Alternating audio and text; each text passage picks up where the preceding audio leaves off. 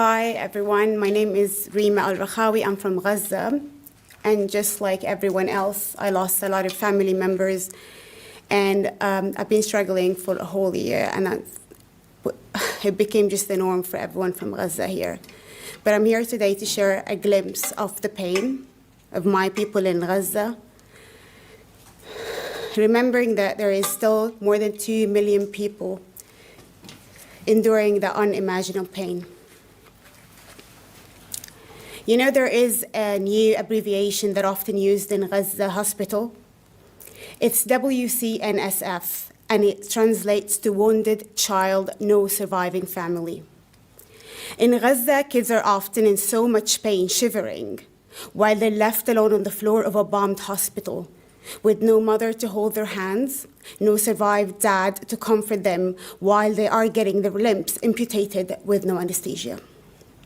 In Gaza, women give birth on the roads with no medical attention. Sometimes they die, sometimes they live, and sometimes their babies die.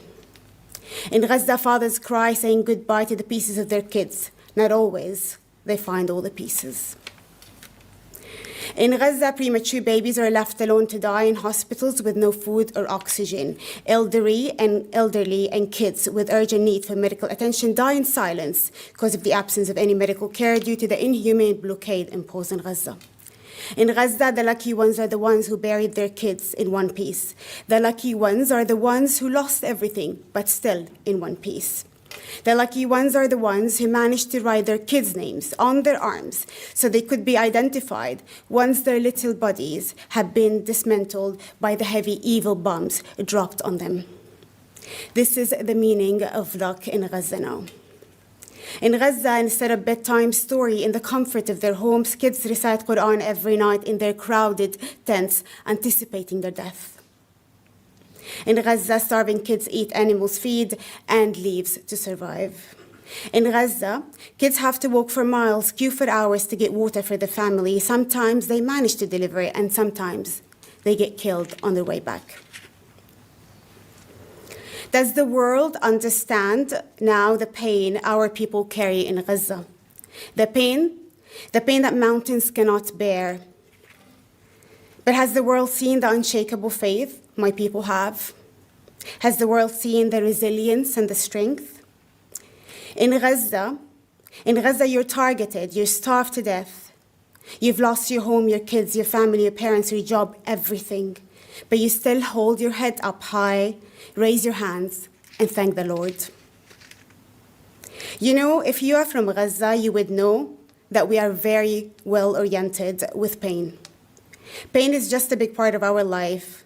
But oh, dear God, this pain is so painful. It's a pain that words cannot describe. It's a pain that only Palestinians would understand. And the pain we Palestinians in exile feel is a different taste of pain. It's agony, anguish, anxiety, bitterness, grief, loneliness, heartache, shock, sadness, torment, and non-stop worry. But above it all, it's the survivor guilt that we feel. It stabs us in the heart every single day. That's how paralyzed we feel. And to add insult to injury, every Palestinian who dared to appear in any Western media outlet was targeted, dehumanized with little empathy towards his loss and pain. He or she would be cornered and asked the one and only question that seemed to matter to the media here. Do you condemn?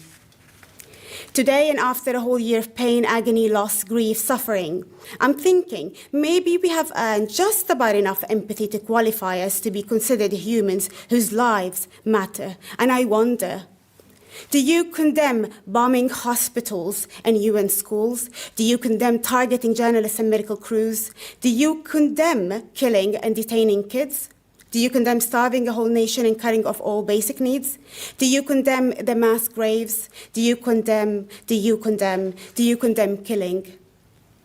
Hind Rajab, Hind, a beautiful 6-year-old, crying for her life for hours while surrounded by her family members, dead bodies in a car facing an Israeli tank.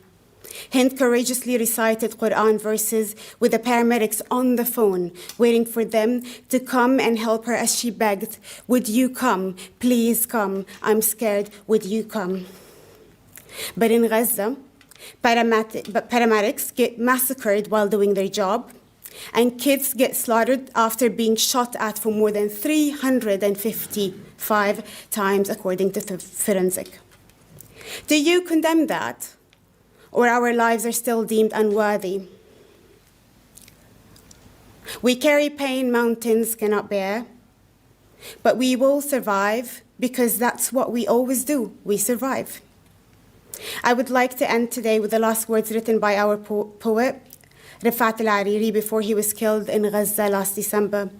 Rifat said, "If I must die, you must live. To tell my story, to sell my things, to buy a piece of cloth and some strings. Make it white with a long tail." So a child somewhere in Gaza, while looking heaven in the eye, awaiting his dad, who left in a blaze and bid no one farewell, not even to his flesh, not even to himself, sees the kite, my kite you made, flying up above, and thinks for a moment an angel is there bringing love, back love. If I must die, let it bring hope, let it be a tale. Today, we make an oath to Rifat and every Palestinian in Gaza to live with love and hope, to continue walking their path to freedom, to live and tell our stories and their stories, to live the way we all love to live. Thank you.